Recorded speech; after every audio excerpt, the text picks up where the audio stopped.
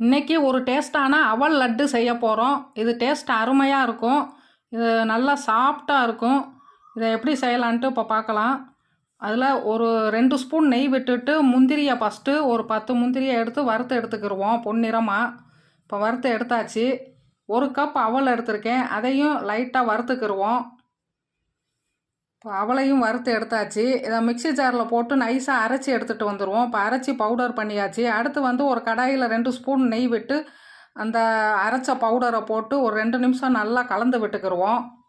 இப்போ கலந்து விட்டாச்சு. அடுத்து வந்து இதுக்கு ஒரு அரை கப்பு வந்து நான் சுகர் எடுத்திருக்கேன். அரை கப் சுகர் எடுத்து ஏலக்காய் 3 போட்டு நல்லா நைஸாக பவுடர் பதத்துக்கு அரைச்சிட்டு வந்து அதையும் போட்டு மிக்ஸ் பண்ணி அந்த அவல் பவுடரோட நல்லா கலந்து விட்டுக்கிடுவோம். 2 ஸ்பூன் நெய் விட்டு திரும்ப ஒரு 2 நிமிஷம் நல்லா கலந்து விட்டுட்டு நெய் கொஞ்சம் கொஞ்சமாக சூடு பண்ண நெய்யை ஊற்றி பிசைஞ்சோம்னா சுவையான லட்டு ரெடி ஆயிடுச்சு. தேங்க்யூ ஃபார் வாட்சிங்.